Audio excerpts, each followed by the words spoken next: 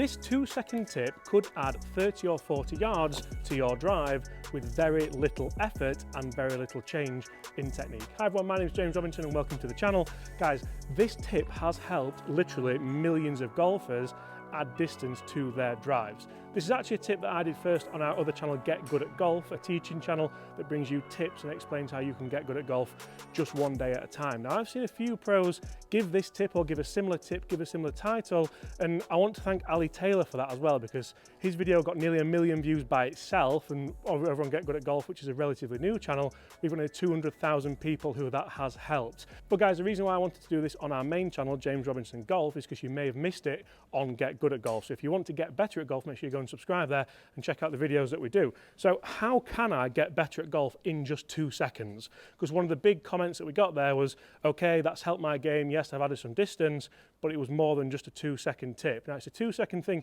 you can change within your game, but what we generally see, guys, is first of all, when people's ball position is incorrect, this plays a huge part in not only where the ball goes, but how far it goes as well. So if I hit you a shot from here, I can try and have the best motion in the world, but that really hasn't gone that far. It's actually pitched just in front of us here, and you'll see that that's only carried 130 yards.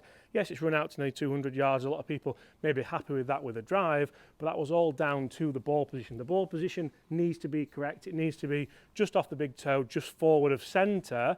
That's going to allow us to do a few certain things in the golf swing, which I'll talk you through right now, because we all want to hit that drive. We all want to carry it a little bit further. We all want to hit a nice high shot, and to do that we need to make sure that our body is working correctly. We need to make sure our spine angle is tilting correctly, and you can see that even on a cold day that's carried just short of 260 yards, 280 yards total, not far off my numbers for summer. So how do I do that? What does my body need to tilt like in order to generate more speed? Because I think I've got more in me here if I do what I'm telling you guys to do. So it all revolves around spine angle. It all revolves around how my body works, and generally if I tilt away from the ball here and sway off the ball, if I use the proper terminology, we're going to really struggle to get back into the impact we want to do. I'd need to slide in here, then I'd attack down on the ball. An angle of attack isn't going to be where we want it to be. You'll see that it will get really steep, and again, I've just hit a low scuttler there. That one's going to have carried 10 to 15 yards. So there's a huge difference here with a really short room for error, and what I want to make sure I do is keep my sternum pretty much where it is. I know the ball position's forwards, but I take the club away nice and shallow to the ground. I load up into the right side, but I don't slide off the ball. I make sure I stay centered. That last one carried 35 yards, not the best shot you're ever going to hit, but from staying centered, I rotate my body, I rotate my hip, I make sure I move from the ground up, and that's going to make sure that the club works on the way up through the ball. We need a nice positive angle of attack on this ball to make sure that we get the best drives possible. That's going to give us a nice high launch with a low spin rate that generally will go forever and ever and ever, or if you're me, 275 yards. So I mentioned earlier about your sternum and your spine angle. It's really important that as you load up to the top, and we mentioned that sternum stays in the same position, we don't lean forwards or sway back off the ball in the downswing. We see people sway on the backswing, it also happens on the downswing, and that can also mean that you either top the ball, it can mean you duff the ball, or if you go the other way and your spine angle works forwards, you can actually go in way too steep and leave a really horrible hefty sky mark on your driver. So ball position wants to remain just behind the ball here, and I rotate around that sternum and hit a nice shot like that. How can I do that more consistently, you ask? Guys, I've got a really good drill for you that's going to help you with that. Again, this is a video we've done over at Get Good at Golf, so you may have seen that if you're already subscribed, but this is certainly something which, again, we're picking up a little bit more distance here. We're nearly at 300 yards total on a cold day here at the driving range. This drill could really transform your game, and again, it's a 2-second thing. It doesn't need a huge change.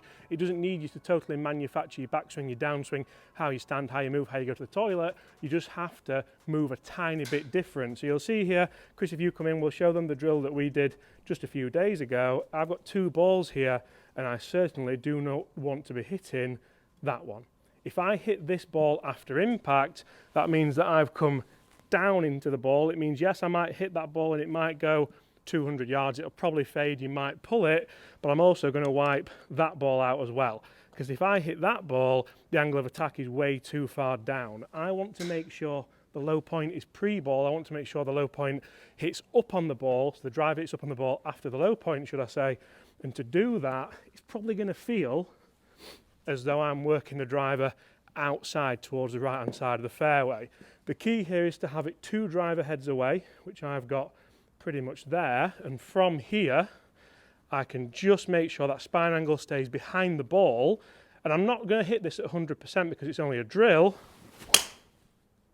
But even that's come out a really lovely penetrating shot. It's not got a lot of spin on it. And guess what, guys?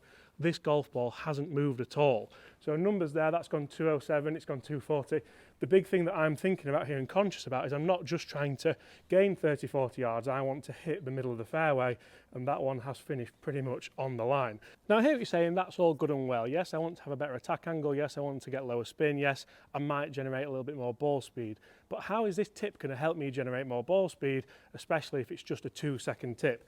You see, the big issue that people get is if your sternum doesn't stay where it is and it moves in a linear fashion, so it moves from one side to the other, it's really hard to not only square the club face up, not only hit straighter shots, but it's almost impossible to generate a lot of club head speed. Obviously, the club head speed is generated in a rotational manner, not a linear manner.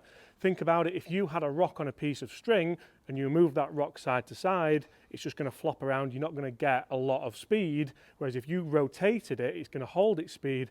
Rotational speed generally does work faster than linear speed. So think about that as a club head. If my club head is moving side to side, or my body's moving side to side to move the club, I'm going to really struggle to create any power and speed. If my sternum stays where it is and we rotate around that, then I can generally generate a lot more club head speed and get a lot more distance. That's what we all want to do. We all want to hit longer drives. So from a better angle here, you might see that I'm going to hit you guys 2 golf swings and we're going to look at the numbers and see what happens. So I'm going to move my sternum in a linear fashion. I'm going to sway off the ball and slide into the ball. This is what you see so often. People have told you you need to transfer your weight. Yes, transferring your weight is imperative. The last thing we want to do is keep the weight on the backside, because that, in essence, moves the spine angle where we don't want it, and that really is the key to this video. So if I move it in a linear fashion, yeah, the strike wasn't there, I've topped it, it's probably gone 35 yards once again, and sometimes you might get away with that. Sometimes your natural hand-eye coordination may help you, especially if you've played other sports. 23 yards carry.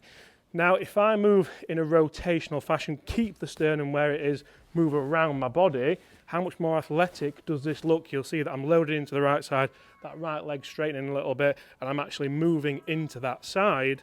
Then I can push off there, rotate around with the left hip as mentioned earlier on, and from there, I can hit a much better shot. That was a little bit toey, but it's still going to get out there at a good distance, and that one has gone, drum roll please, 278 yards. Much better because I moved in a rotational fashion. The ball's actually stayed in play as well, and that is going to massively help you hit longer drives.